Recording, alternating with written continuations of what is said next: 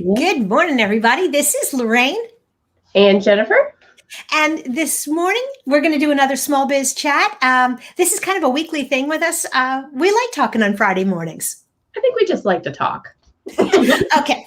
Yeah, we like to talk, but we love to talk about marketing. And so this morning, we're going to talk about one of my new favorite topics, which is content-based SEO. Yes. I mean, there's lots of different content, but content-based SEO can definitely help SEO. So, yeah.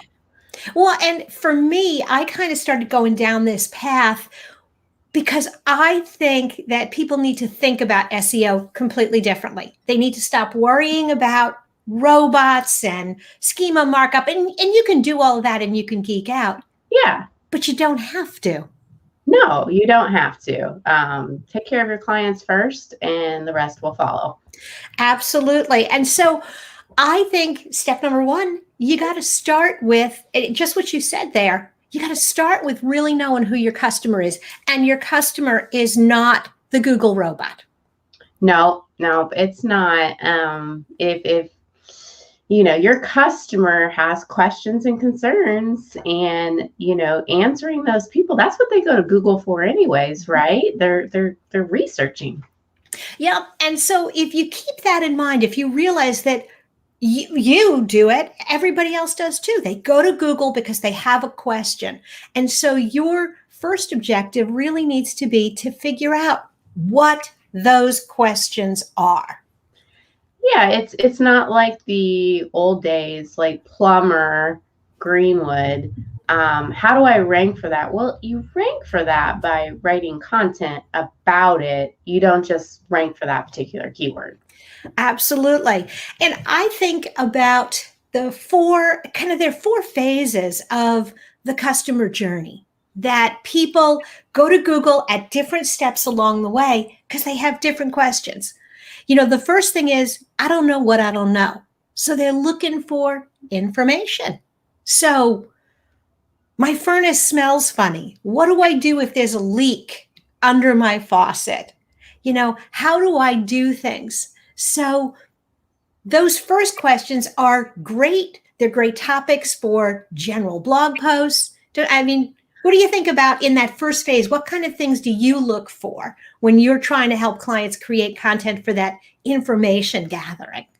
Well, I think first about the business owners, but I don't care to answer all of those questions for them. I don't want to go through that, and I just want to go into the how that's building authority for the search engines with the SEO and for your user, because today's buyer wants to be informed. They don't want to be sold. They will buy.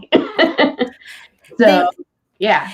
I read a statistic that something like 50% of the people have made up their mind about who they're going to buy from before they pick up the phone. I think I saw a statistic that was even higher. They're doing their research. They want to be educated before they even get to that stage.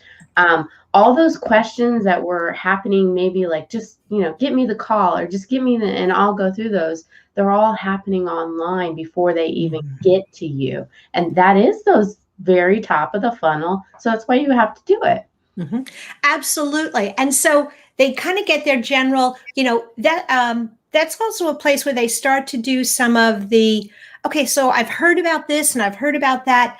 Now they start getting into, well, what's the difference between convection cooking and traditional cooking? And what's the difference between engineered hardwood and real hardwood? And so if group number one is I'm looking for general information, that next group is that comparison kind of information. Yep. Comparison between different products, different services, different companies. And so they are further down in the funnel because they've already kind of decided that, hey, maybe I need this item.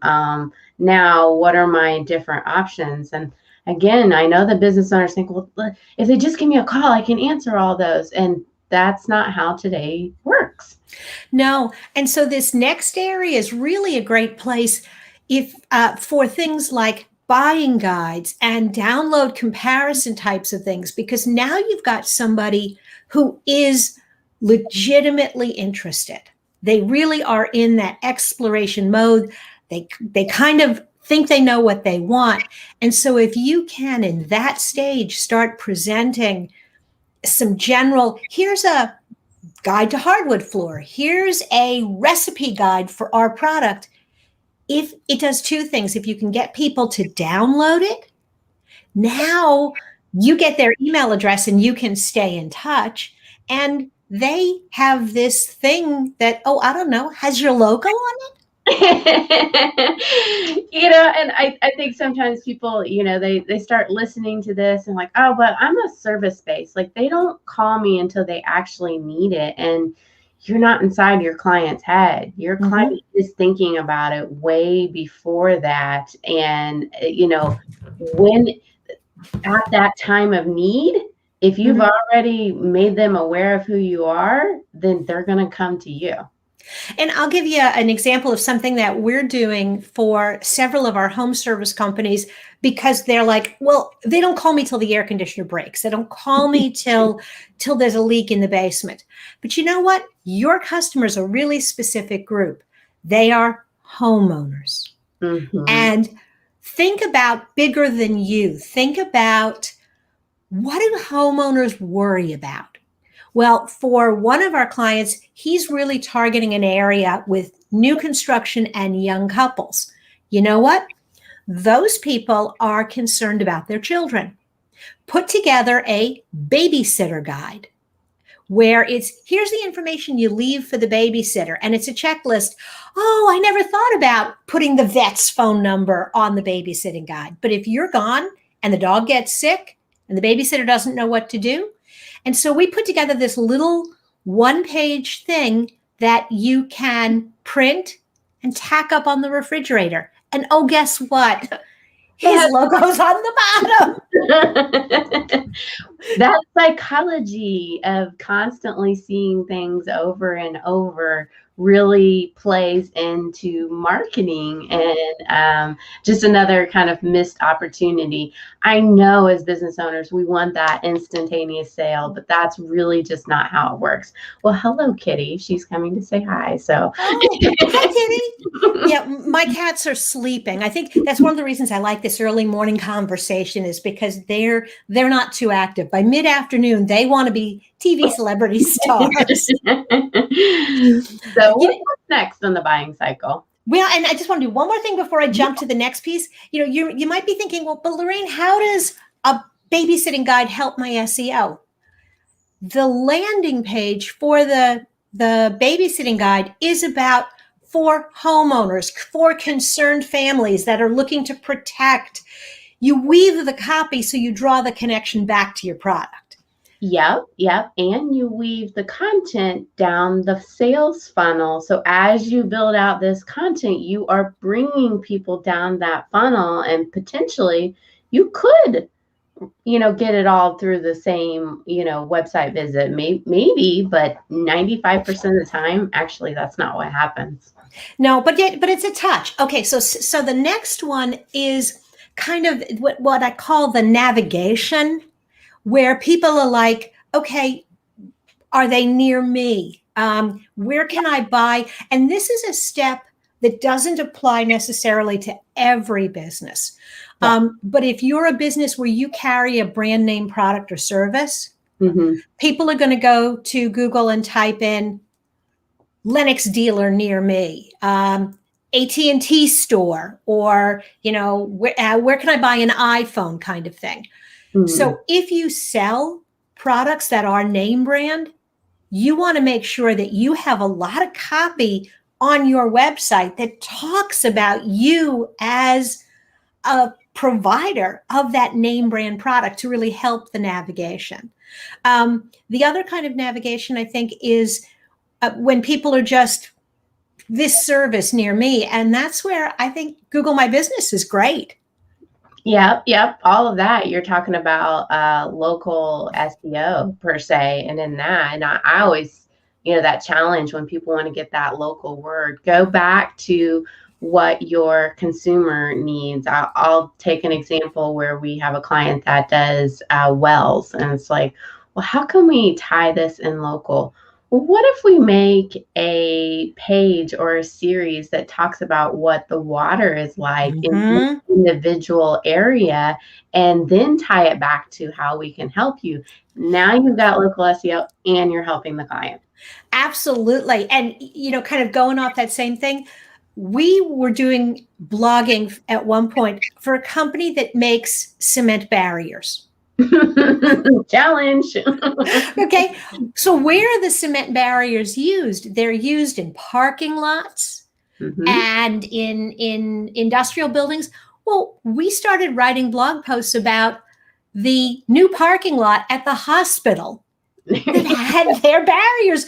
And you know what? It was great for navigational SEO, and it was a great way to kind of anchor their product and service in that community.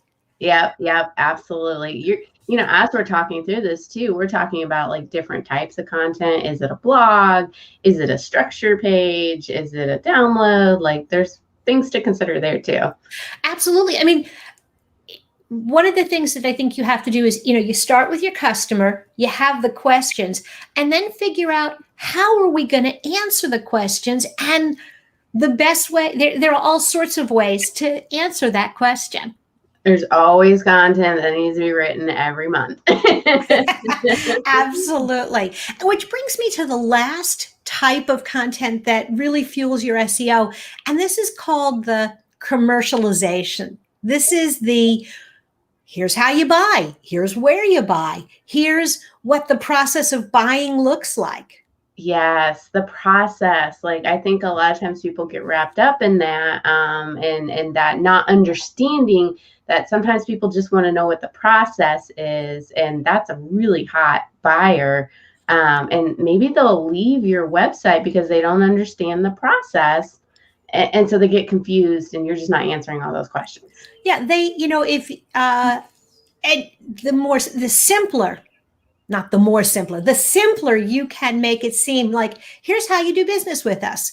You fill out this form, we'll call you, we'll come to your home, we'll give you a quote. We're building a website. We're going to start with a plan. You're going to do this. We're going to do this. Whatever it is, make it sound easy. Yes. Make it sound complete. I mean, you don't want people to think it's superficial if you provide a deep level of service, but you don't want it to sound intimidating. Now, And yeah, no, go ahead. I was just gonna say now, like, do I throw all this content in the navigation? Oh, hell no.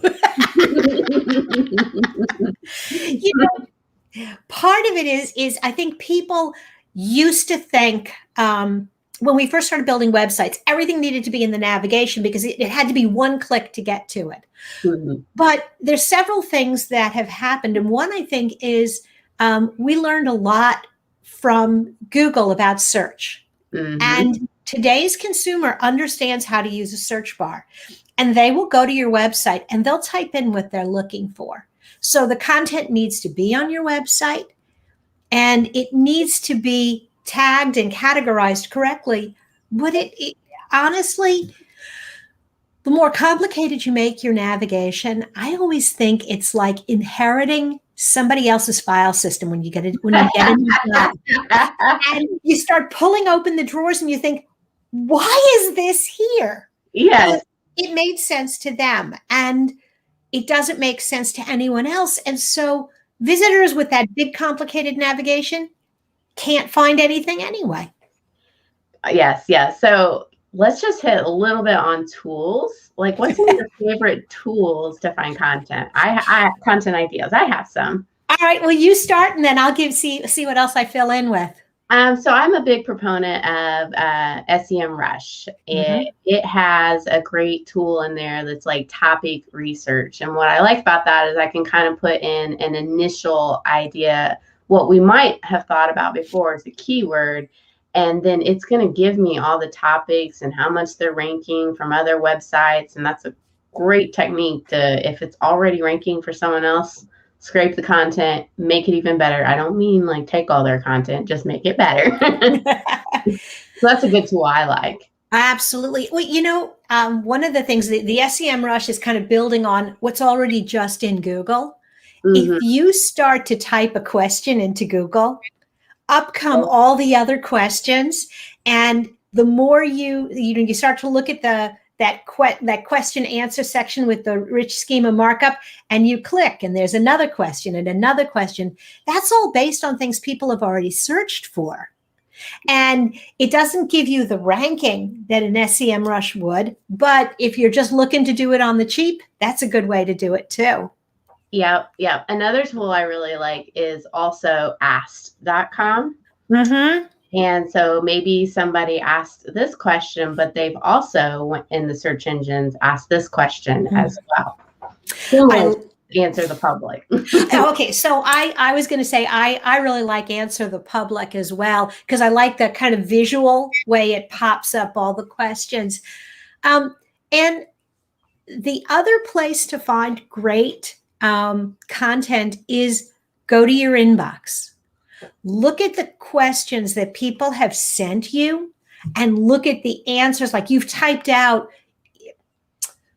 one of the basic questions. Why do I need hosting and a domain name and pay for my website? Why do I have to buy those three things?